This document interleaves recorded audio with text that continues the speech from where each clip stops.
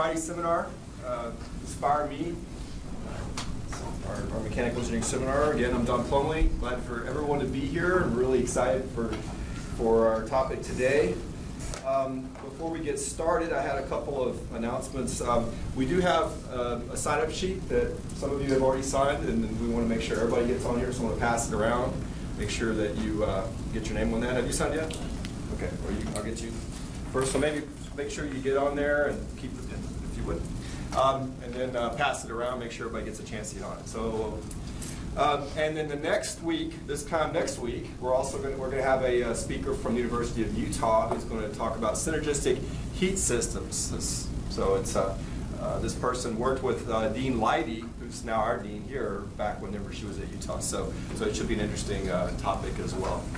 I believe he's a faculty member in chemical engineering. Chemical engineering down there. So that'll be a good one.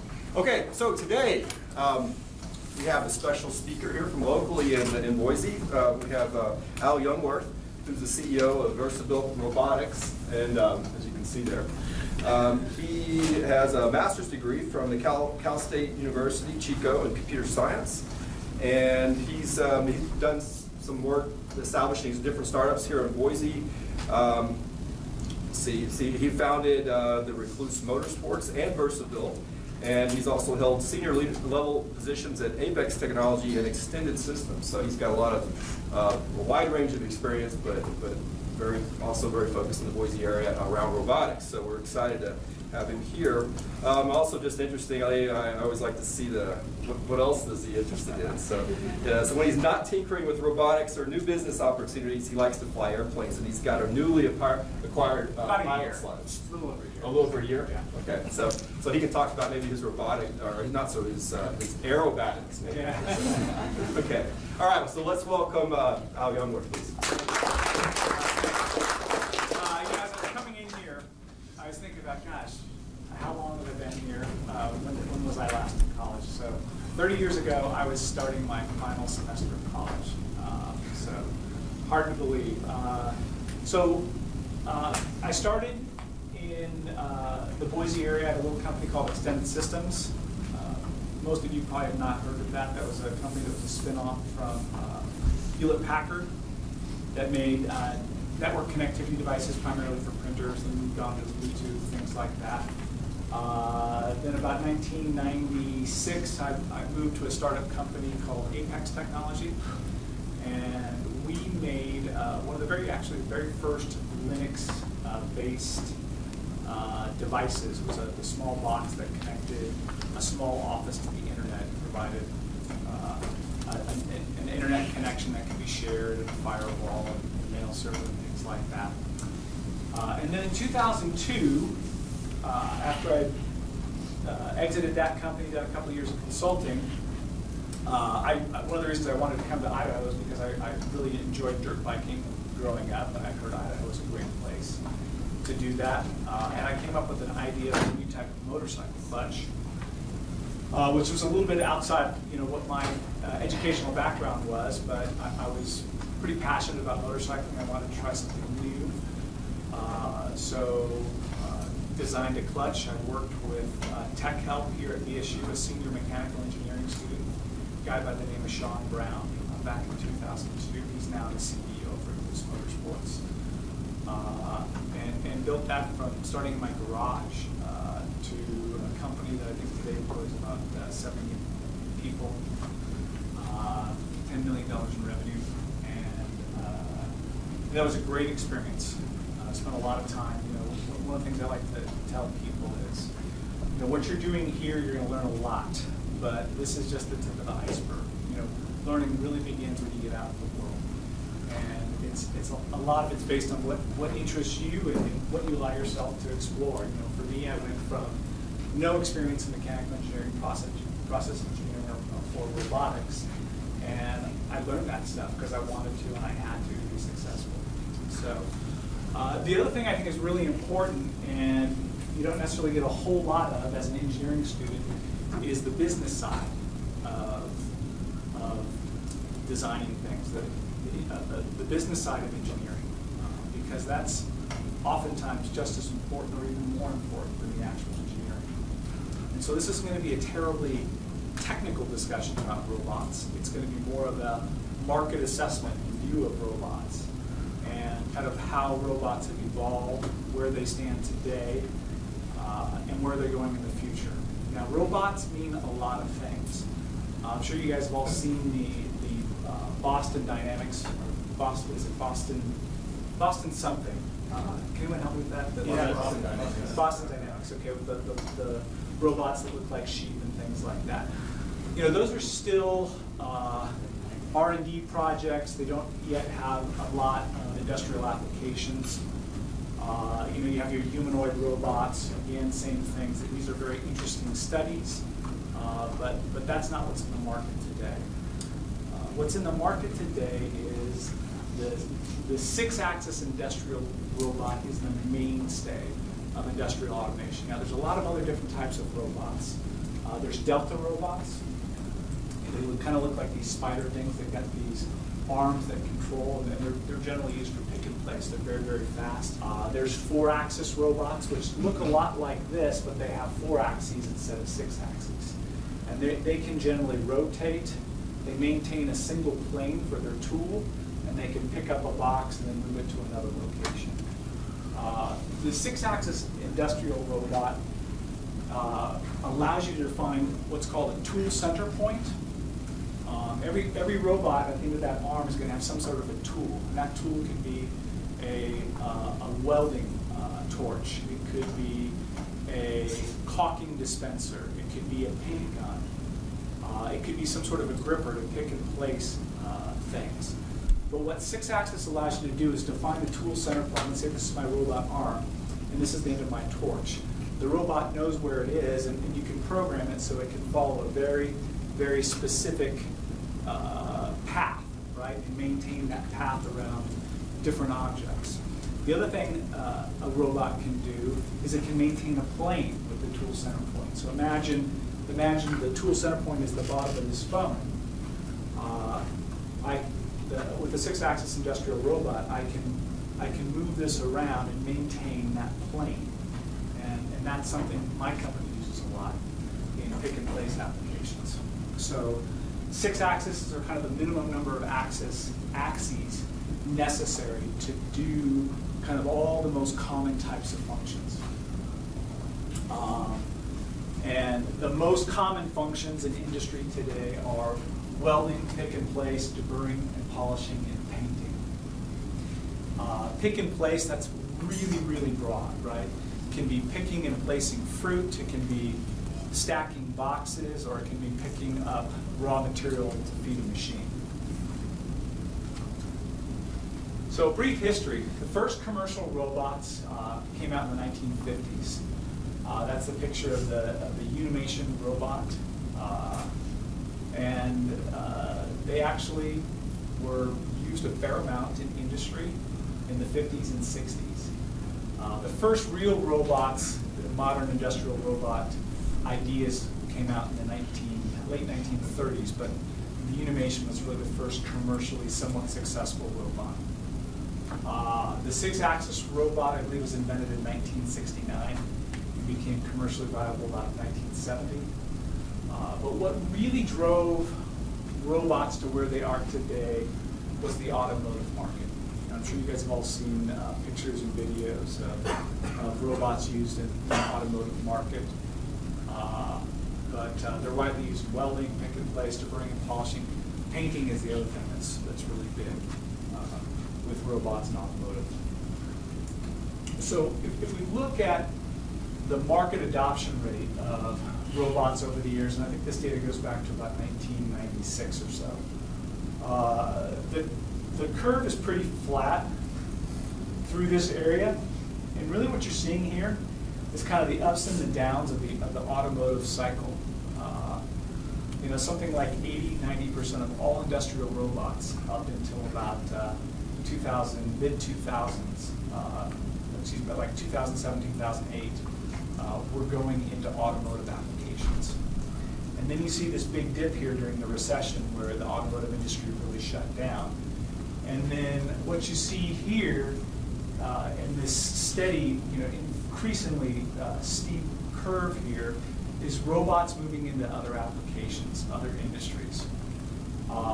Biggest driver there has been electronic assembly. The iPhone has had a big impact on the use of robots in the industry. And China is by far the largest consumer of robots in the world. You know, we think of China as being the place where labor is low, and that's why all the product manufacturing is going to China, because the labor costs are lower. But China really is the fastest adopter of robot technology in the world. South Korea, also very, very big. Most of Europe, really, really big.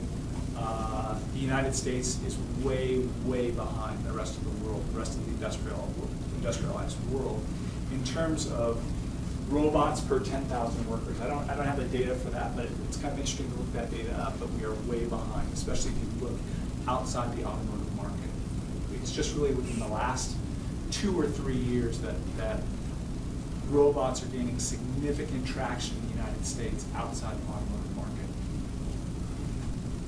I think another really important thing to note here is that most robots are still deployed in what I would call high volume, low mix manufacturing.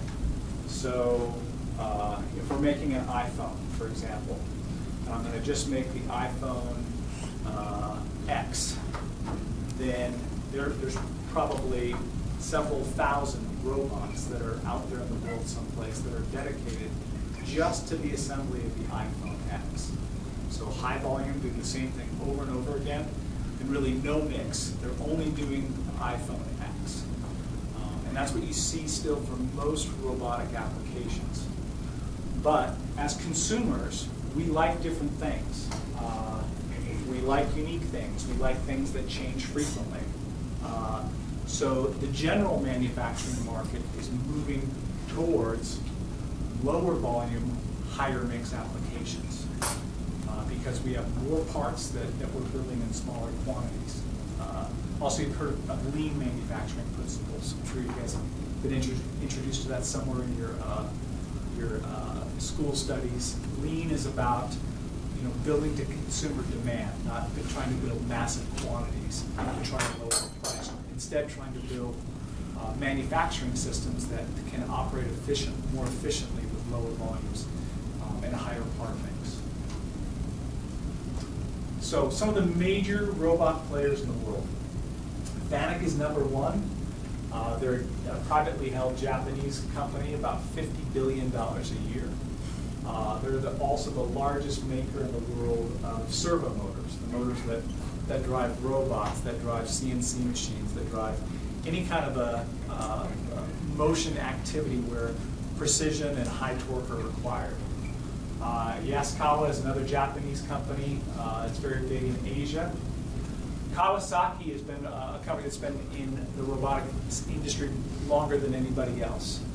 You saw that picture back here, the Unimation robot. Well, Unimation didn't last too long. Kawasaki licensed that technology and started building the Kawasaki Unimation robot. They're still big, but they're not considered a terribly innovative company anymore. ABB is a robot that we use quite a bit in our business. They're a company that's based out of Switzerland. They're also very big in power distribution systems, windmills, things like that. And then Nachi, another Japanese company. So, development of industrial robot applications. So how do robots get deployed today? So the vast majority of robots that are deployed in the world are deployed in these highly custom engineered systems for a very, very particular purpose. This line here, you see that's an Audi TT. This line was probably built, it will probably last somewhere between 3 and 7 years, and it will only do these cars. So these robots are doing the same things over and over and over again. If you look at the total robotic market, the other thing I found really interesting is when you go to work with a robot company and you want to buy robots and develop applications for them, then you become what's called like a certified system integrator. where they give you some training and you agree to do certain things and work with them. And then they give you the ability to purchase those robots and resell them. And what they will tell you is, hey, you can do anything in any market you want except automotive. We own automotive. So all these robots that you see in automotive are either, those applications are either being developed internally by the automaker, or they're being developed by ABB, FANUC, Yaskawa. Again, almost all of these are high volume, low mix applications. The other thing that really shocked me when I came into the robotics market is how little the cost of the actual robots represent of the overall system. Typically, it's about 50% engineering. You know, you guys figuring out how to make this thing work, design it, build it, test it, deploy it. 30% are non-robot components. The fencing. Robots need to have some sort of a safety system around them. Robots are extremely fast, they're extremely powerful, and they can and do kill people. You do not want to get in the way of a robot. The end-of-arm tooling, all the in-feed and out-feed, all those things add up to more than the robot itself. And that has played some kind of interesting dynamics in how this overall market has developed and what some of the opportunities are for disruption in this market. And guys, if you have any questions at all as I'm going through this, please stop and ask me questions. Go ahead. Where are the Germans? Where does Jeff Robotics work on German cars? So the Germans play some really important roles. There was a German company making robots called KUKA, and they were just recently sold to a Chinese company, so they're no longer German.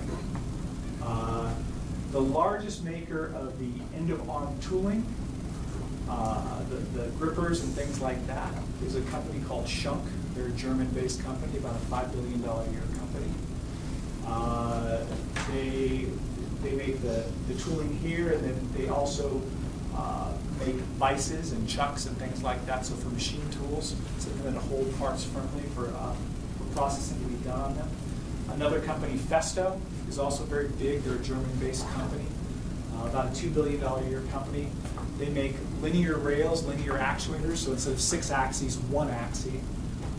They also make rotary axes and things like that. And then they're also very big in what are called programmable logic controllers, PLCs, and pneumatic control. So typically, most robots, if they have a gripper or an actuator or something like that, they're typically pneumatically actuated. And Festo is very big in that valving and the control of the valving. Siemens doesn't have a robot. They don't have, Siemens does not have a robot, but Siemens does make controls, primarily for CNCs, not so much 6-axis robots. Siemens also makes motors, the servo drives. Any other questions? All right, so this is a short video. This is a really typical type of application that would be developed by a small regional system integration company. Have any of you guys ever heard of a company called House of Design? Okay, they're a local ADV system integrator, and this is the type of stuff that they do. A customer comes to them and says, hey, I've got to make this thing, or I've got to process this thing this way. And then the system integrator goes in and understands what the customer's problems are, what the needs are, defines the scope of the project, and designs a solution and implements it. So this would be pretty typical. What the details of what are happening here aren't that important. What I want to show in this video is how specific this application is. So you're going to see some parts that are being processed here. And as you can see in this video, try to imagine what if you needed to expand this system so it worked with a part that was twice as big. It would be starting almost from scratch.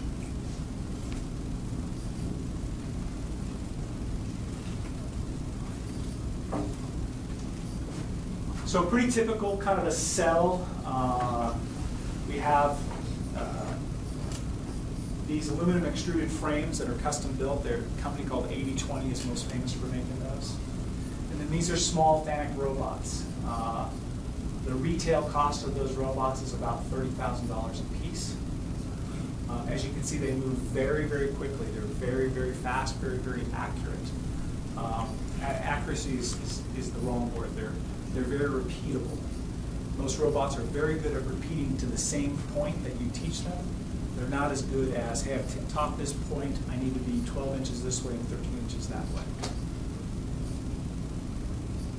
And these robots are picking up from an infeed here, little tiny parts, and then staging it into little fixtures here. This robot's picking up other parts, the two parts come together, and then this is the outfeed here. So infeed, where the parts get staged to be assembled together, and then outfeeds here.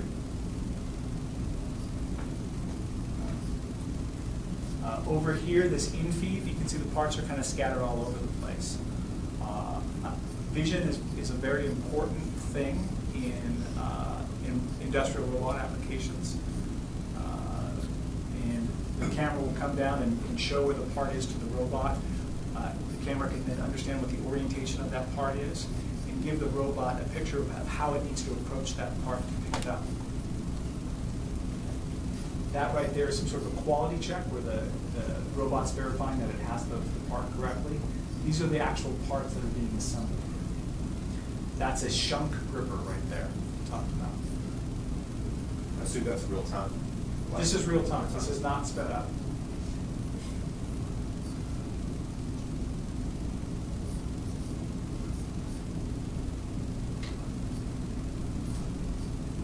A robot application like this, from start to finish, would typically take between 6 months and a year to develop. It was probably a team of between 2 and 5 engineers. The hardware cost, all the parts and pieces there were probably about $150,000, and then I would estimate the engineering on this to be somewhere between $150,000 to $300,000. So you're saying that the specific details aren't too important, but I am a little curious about the large screen that just turns red. Yeah. So like, alert the robot? Is there something wrong? I think it's to alert the robots. So you mean that down low? Okay. That thing right there. I'm actually not sure what that is, to be honest with you. My guess is it's some sort of a quality, some sort of a vision inspection thing. Anybody have any questions about that? Yes. You said that robots weren't so good about, I need to go 12 inches and 3 They're not as good. as So repeatability, stated repeatability. So ABB is a little bit different than most other suppliers. They will state a repeatability and an accuracy. So most robots in that kind of category typically have a repeatability of 0.1 microns, I believe, 4,000ths of an inch. Most vendors will not give you a stated accuracy. So let's think about this problem for a second, if I could. So repeatability, you have a robot, and you have a thing called the teach pin, and that allows you to jog it around. And you come over, and let's say we want to pick up right from this corner. So you teach it down, down, down, and you say, okay, right here. Think about the problem. So that the robot can read what all the joint values are. It has encoders or resolvers that count the number of revolutions or micro revolutions to get to that point, and it knows what all the counts of all those things are, so that it can go, oh, to get back to that same point, I just have to get all those encoders to those exact same values.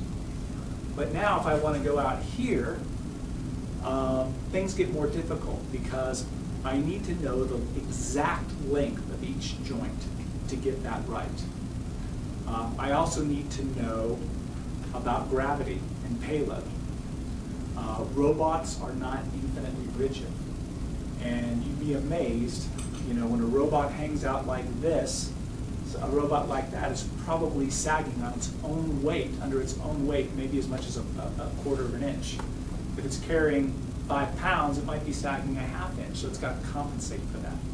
So there's a lot of data, and it's kinematics to understand, how gravity affects that. But to really get the really high accuracy, what the robot really needs to know is its exact length of all its joints.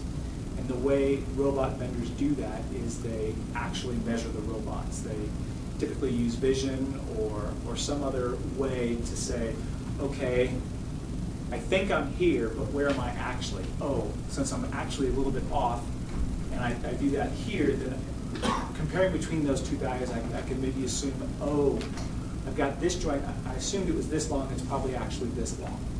And that's how it gets to it. Did that kind of answer your question? Actually, I was about to take it on a different track. Sure. Because basically wondering if they had some sort of like inbuilt dead reckoning systems or something. They can with vision. Robots can do a lot with vision. Vision systems have really come a long ways. In fact, FANUC robots, when you order a FANUC robot, there's no stated accuracy. But you can buy an option or have the factory do an option where they mount a camera on the robot, and they actually do their calibration for accuracy with vision. They mount something on the end of the robot arm to do that, whereas ABB, the last time I visited their factory, they had physical things that the robot touched to determine and adjust for accuracy. Okay. Any other questions?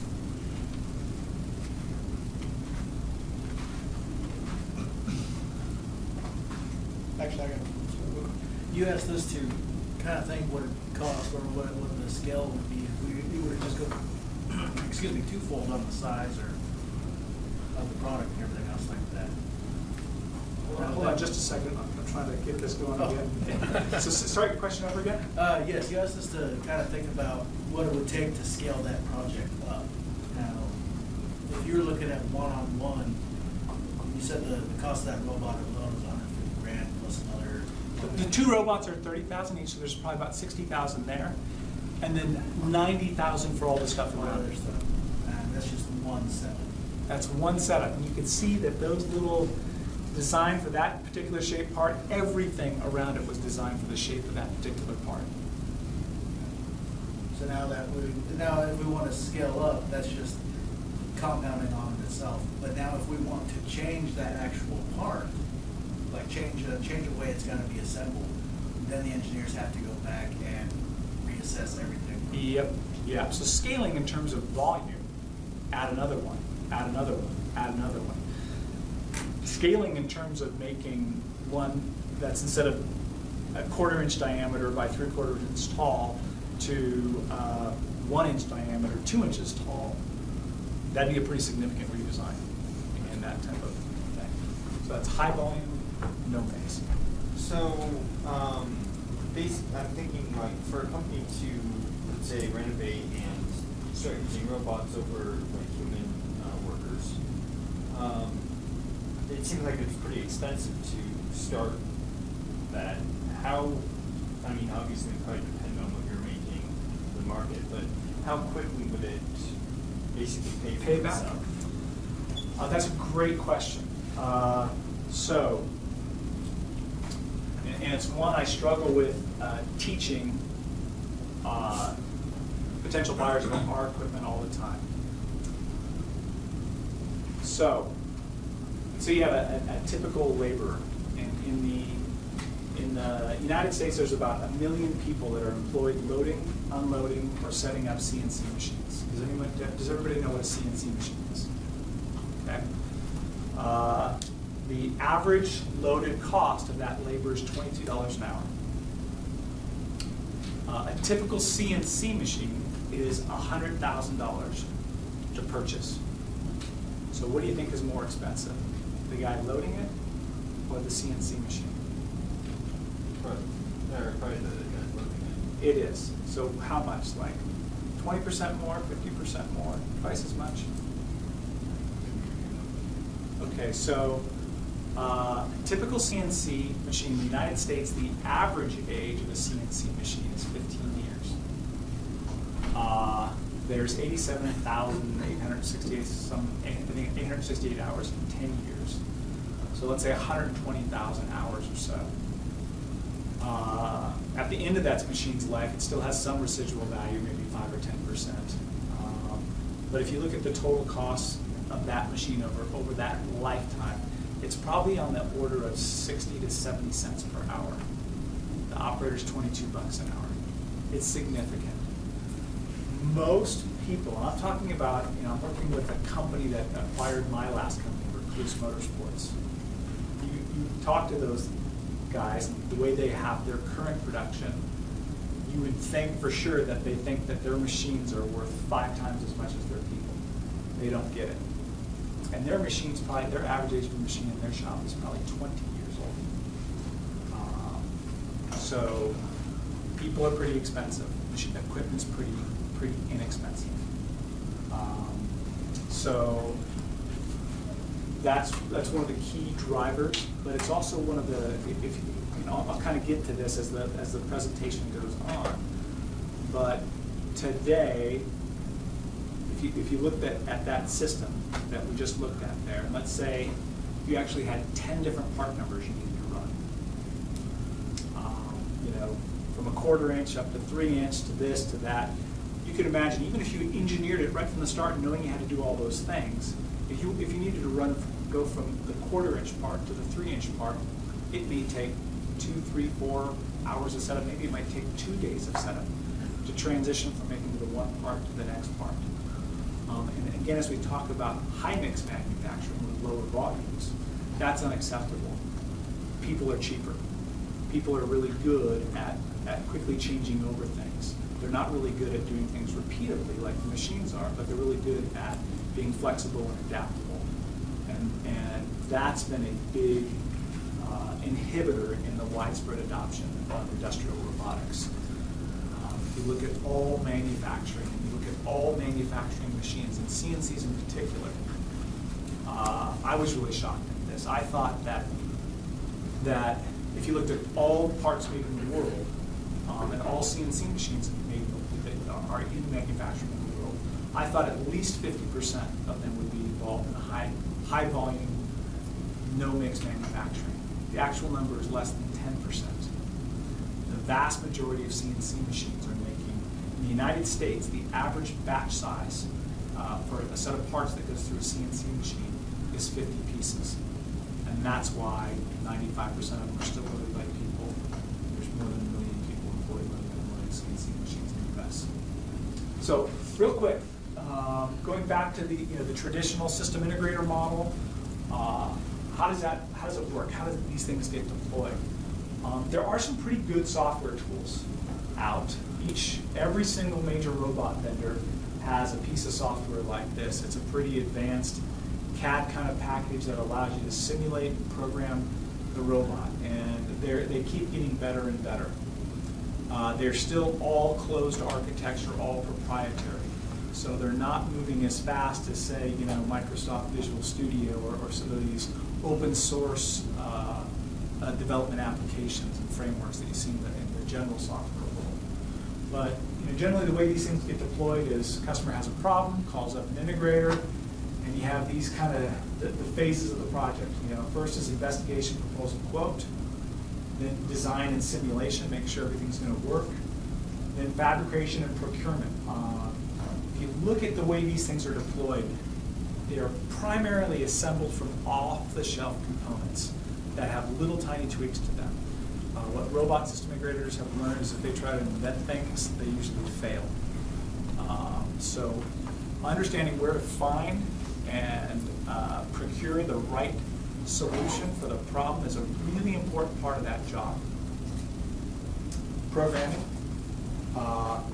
assembly, integration, and testing, and that's typically done at the system integrator site, not at the customer's factory site.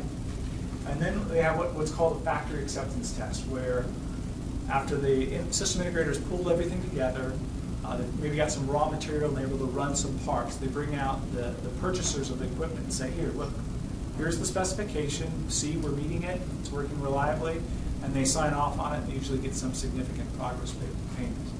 Then it's got to all be packed up and shipped Then there's on-site assembly and test, and then they'll do some runoffs there until they get to what's called a site acceptance test. And once that site acceptance test is complete, that's usually when the remaining balance of the purchase order is paid for. But from my perspective, this is a really inefficient system, right? You know, you do all this work, you build it up, and you tear it all down, and you ship it over, and things break, and you build it all up, and try and make it all work. And that's part of the reason why, if you look at this market also, system integrators are very regionally based. There's not like these giant system integrators that are in one location and they do things all over the country. It's partly because you need to have boots on the ground very near the customer's equipment, so when there's problems, someone can respond to it quickly. If you build a several $1 million robotic system that's running production and it goes down, the cost of being down can be extraordinarily high. It's also why reliability of robots are so important. Which brings up another thing about the robotics market. When a robot does break out of warranty, these things are pretty reliable. They typically have published mean time between failures of about 10 years. In my experience, it's more like 2 or 3 in the first year, and then after that, they tend to be pretty reliable. But when they do go down, you can generally get service within 12 to 24 hours, something from the factory. The cost to repair that robot is typically very near the cost of the actual robot. But people are willing to pay for it because they need it now. They need it right now. If the cost of that line being down is $10,000 an hour, people aren't going to whine very much about paying a $30,000 to $40,000 bill to repair. So, what are some of the things that are happening in the robotics market? Again, I'm limiting this to industrial robots that are really changing the market, and will have I believe will have a significant impact. So the first thing is collaborative robots, or cobots. And collaborative robots, by definition, are robots that don't require safety systems to be operated in an industrial environment. What that means is a person can operate right next to them. These robots have very sophisticated torque sensors in them, so they can recognize if they bumped into someone or if they bumped into a person. They generally are much slower, much less accurate, much less reliable, and more expensive than industrial robots. That sounds like a losing proposition, doesn't it? It's by far the fastest growing segment of robotics. I think my perception, and we're actually going out and doing some market research, is that the success of collaborative robots has about 20% to do with that people can work around them and you don't have to build a safety system around them. It has 80% to do with the perception that they're easy to program and I don't need a system integrator. I don't have some guy coming in waving his arms in front of a whiteboard proposal talking about hundreds and hundreds and hundreds of thousands of dollars, or having my entire business being dependent on this system integrator, and if it goes down and I can't ship product, I could be out of business. That, I believe, is what is the primary driver for these types of robots. Universal Robots is really the leader in this market.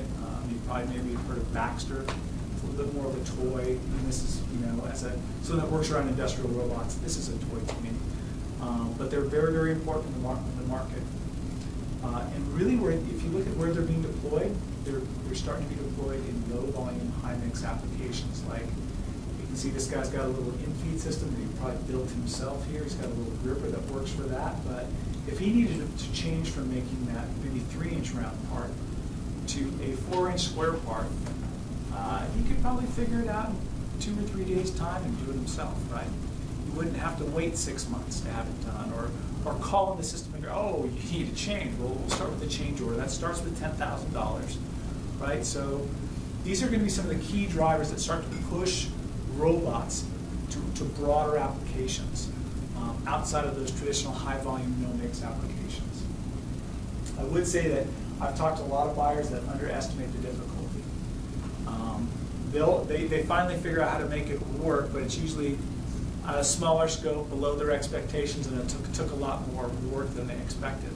Have any of you taken any process engineering classes yet? You should. Process engineering is important. It's great kind of education in general.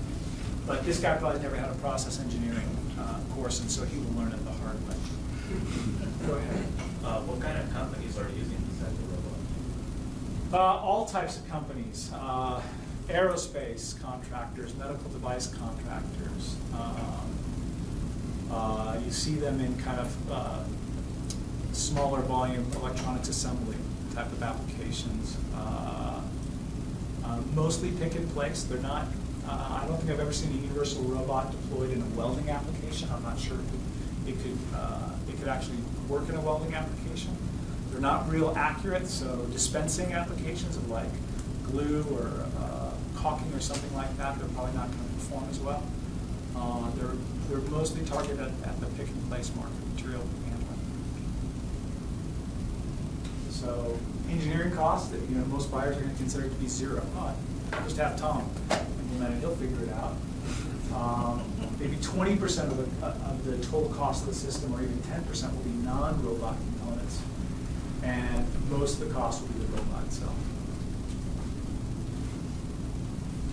So this is kind of I'm not trying to pitch you guys my product, but this is the space that we're in. I think it's another space that is finally starting to see some traction, and I think will be a very big driver of growth. And that is a robot as a product. And what I mean by this is, instead of looking at every application as a new opportunity for something custom and highly optimized for a particular part, and making that part as quickly as possible, coming up with a generalized solution to a vertical problem. So when I say vertical problem, the vertical problem that we're trying to address is CNC manufacturing. We're not trying to solve the problem of CNC manufacturing and welding and glue dispensing. We're just focused on CNC manufacturing. And the area of CNC manufacturing that we're focused on is low volume, high mix. So if you look, when the way I got into this business is Rekluse Motorsports' growth was being constrained by our ability to ramp up during our busy season the number of operators we needed to run our business. And automation seemed like the right thing to do. We brought in a system integrator, and they waved their arms around a lot and came back a month later with a proposal for, well, let me back up for a second. I first said, hey, we have 250 part numbers, here's the different families, and the guy literally laughed at me. He said, we can't do 250 part numbers, we can do one part number. What's your highest volume part number? So we gave them that. And they came back a month later with a proposal. It was about $300,000. It was going to take 9 months to deploy. And by the time we had it deployed, we anticipated changing the part by that time in a way that would no longer be compatible with the automation solution that they were proposing. So it made no sense whatsoever. So like just about anything, I think I can do anything. So we thought, all right, we're going to give this a try. And we worked with House of Design, and we started developing a solution. And we ultimately came up with a technology breakthrough that's pretty simple. We call it multi-grip, and it's how the robot moves the parts in and out of the cell, and then also moves the fixturing that holds the part in the CNC. Where other applications, the robot has fixturing to pick up the part, the CNC has fixturing to hold the part in the CNC. With our system, that fixturing that holds the part is used by the robot and the CNC. And that just makes everything way easier. It doesn't seem like it would make it that much easier, but it makes it about 10 times easier. If you had a working robot and you wanted to go from making a 3-inch round part to a 4-inch square part with a typical system integrator, it might be $10,000, $20,000, $30,000 to make that transformation. And then to go from making the round part to the rectangular part, for the operators on the floor to do that might take 4 hours, 8 hours, 16 hours to make the changeover to doing those different parts. With our equipment, it's about a couple $100 to add a new part. Doesn't require any system integrator, doesn't require any programming. And to change over from making that round part to that rectangular part is about 30 seconds. So it's looking at some of these opportunities, maybe going into, well, I met a company that makes a product that fills burlap sacks or dog food sacks. And they've got a product that can handle burlap sacks of these standard size, plastic bags of these standard sizes, and it can handle, you know, dog food and grains and, you know, various things. They've kind of carved out, here's what it can do by our product. You don't need anything custom, and you can go from filling dog food you know, in the morning to filling bird seed in the afternoon. And those are the type of the products that I think are going to really have another big impact on industrial robotics. And this is one of the key things here. That deployment cost, and then the cost to actually run it. It's typically 1/2 to 1/10 of what it is in a custom system. So this is really quickly, this is about a 3-minute video. Kind of shows our product and what it does.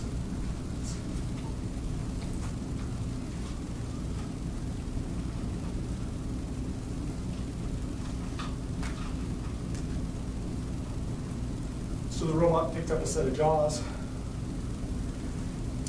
picks up raw material from the in-feed shelf, and it loads it into a vise that would be inside the CNC machine. And then the CNC machine would start processing that part. The robot picks up another set of jaws, and then it inverts over that part and picks it up. Virtually all parts that get processed in the CNC machine need to be processed on the top and the bottom side. So it flips the part over. We actually have the only technology in the world today that has a generalized solution for that op1 to op2 handoff.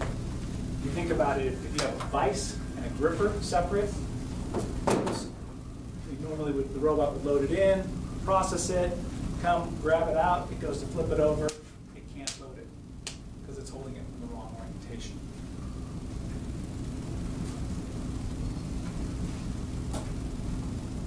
So now it's about to switch over its jaws. There's a wash bucket down there to wash the chips off. Puts that jaw away, and it's going to go find the next jaw it needs. And it's going to go pick up a round part.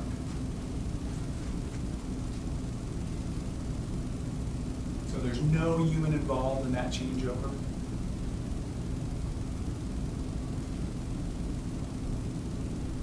So for low volume, high mix applications, this is about a 10x improvement over existing technology. Go ahead. So is the robot itself actually different, or just the way you're using it?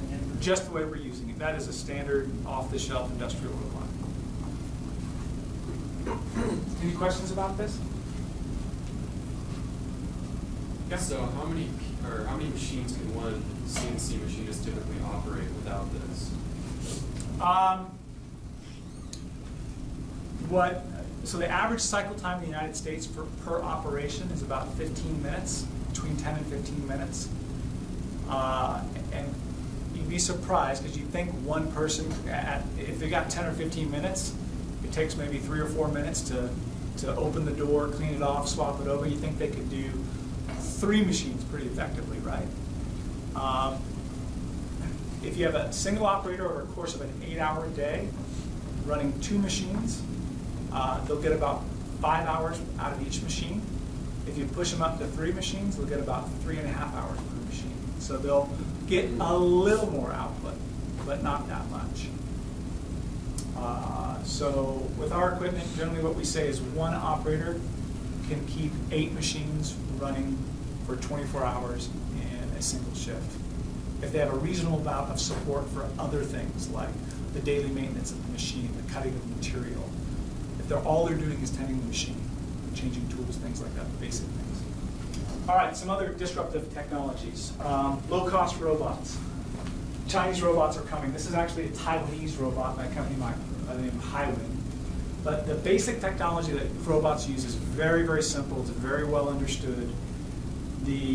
What The programming behind robots is amazing, the kinematics. I think you guys have a class now that you can take here in kinematics. But it's really well understood. It's not that expensive to develop. So current market pricing is supported by an inefficient distribution channel, the system integrator channel. These robots going in these very, very high value applications where downtime is really expensive. And that robot really isn't even that much of the total cost. And it's primarily driven by a lack of open standards in programming and software. You know, you need these kind of sophisticated tools to help you to develop the applications, but they're coming from the vendor, so you get locked into that vendor, and that's a way that they can keep their prices high.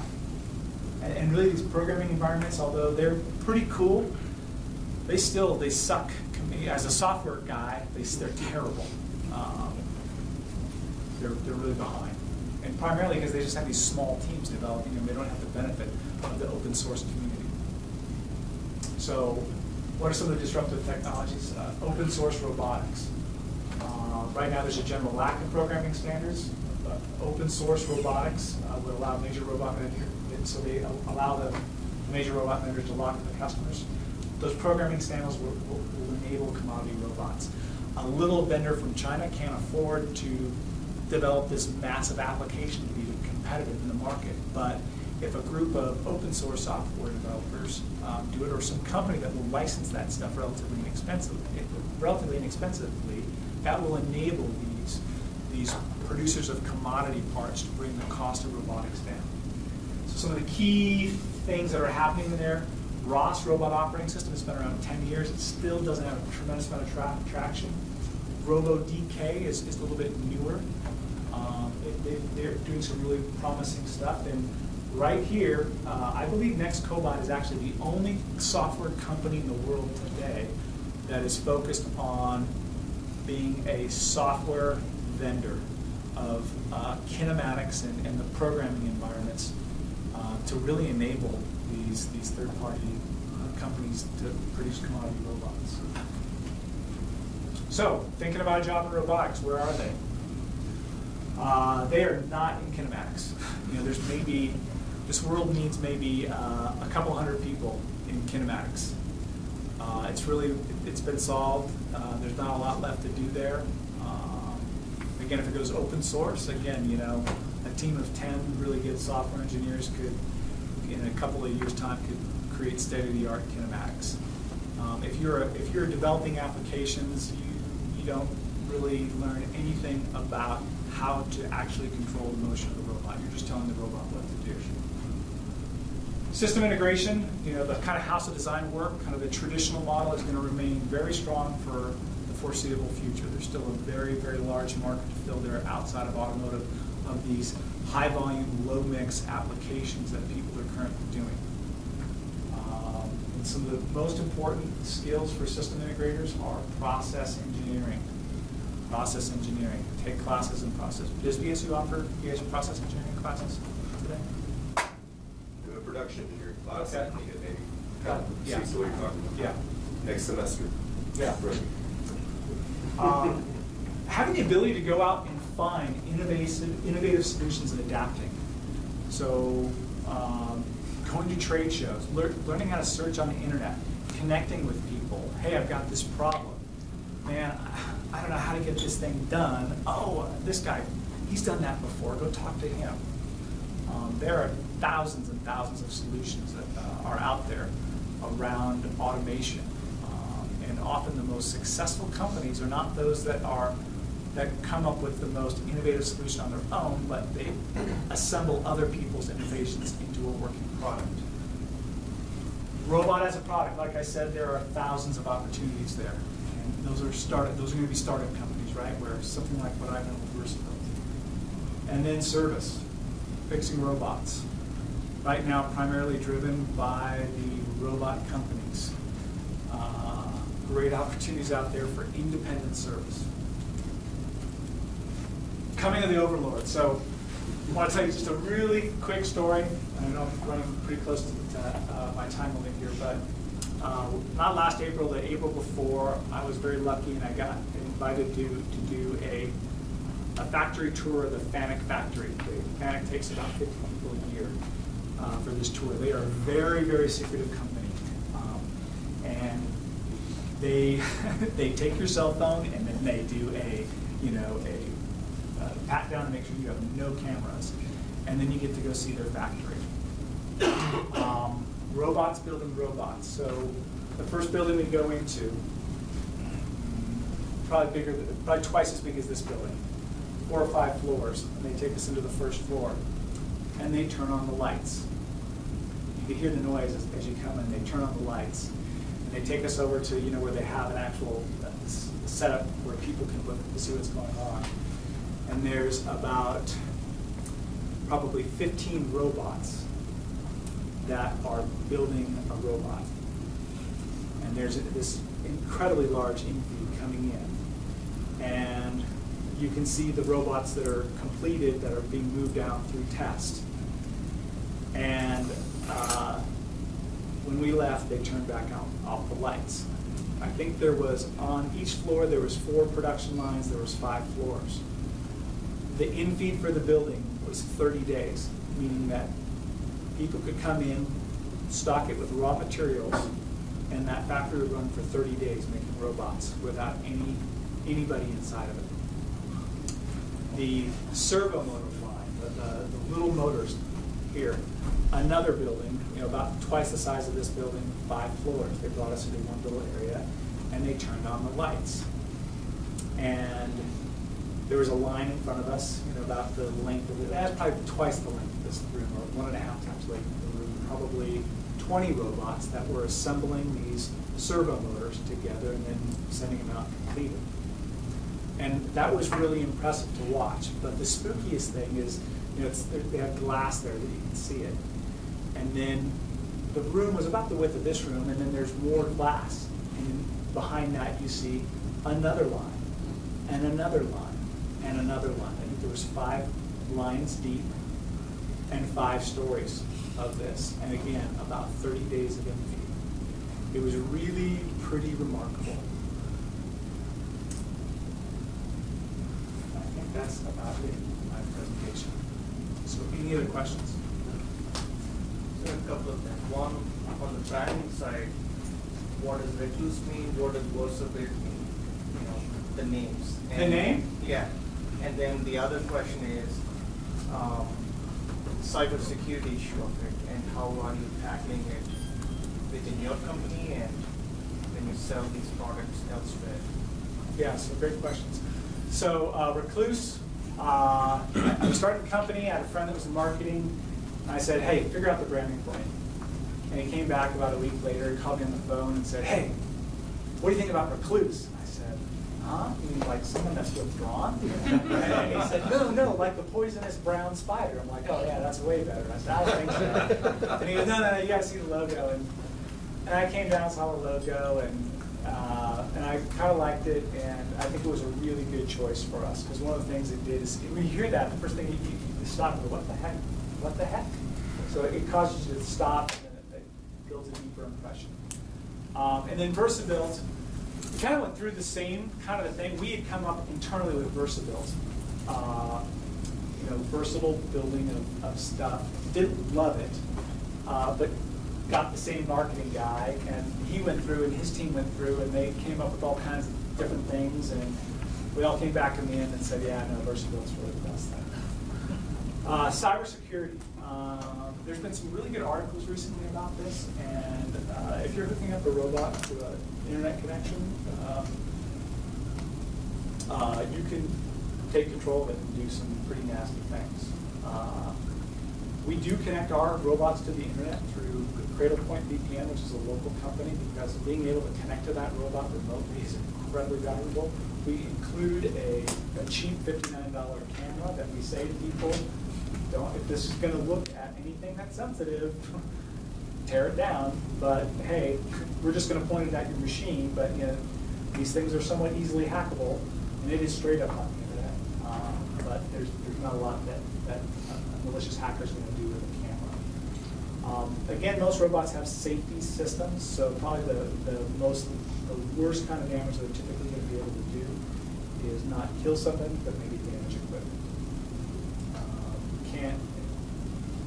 even if you are operating a robot with a teachman, it has what's called a dead man switch, where you have to, you can't have it all the way open, you can't have it all the way closed, you have to have it in the middle position, so if like the robot does hit you and it's like, you know, hurting you, you would squeeze harder and that would also shut it off. Any other questions? How long until you think robots are completely universal and human work is inexistent? You know, that's a great question. There's a really good economist, I'm not sure where he's from, but he's commonly spoke at, I've seen him speak at BSU at least twice, and a big part of his thing is, one of the major economic trends right now is lack of enough skilled workforce, which people are not coming to us right now and saying, hey, we need to make our parts cheaper. They're coming to us saying, we can't hire enough people to get this done. So a lot of, you know, this is more of an economics theory question, I think, than that economics theorists, the pure ones would tell you that, you know, the tractor, 1880, 50% of all employment in the United States was agriculture. It's 15 years ago, it was about 7%. It's like 2.6%. All that is essentially, you know, people call them tractors, but they're robots. You know, pivot irrigation is a robot. Do we want to go back to that? Probably not. Are we eventually going to run out of things, or you know, how much automation do we need to build before humans decide, that's good enough, right? I don't need to, you know, I've got my Diet Pepsi, I've got my YouTube, I've got my couch, the food's cheap, I don't need to do anything else. I don't know. I think that's a really difficult question. I think it's way more less about technology. Certainly technology is what's going to take us there, but I think it's a lot more about sociology and economics. That's fascinating. I do want to be Politics sensitive. too. Politics and Politics. economics are absolutely tied It's together. always politics. I do want to be sensitive to everybody's time, so if you have to leave, that'd be good. But hopefully we have a chance to stay and maybe we'll chat with Al a little bit. But let's give him a big round of applause.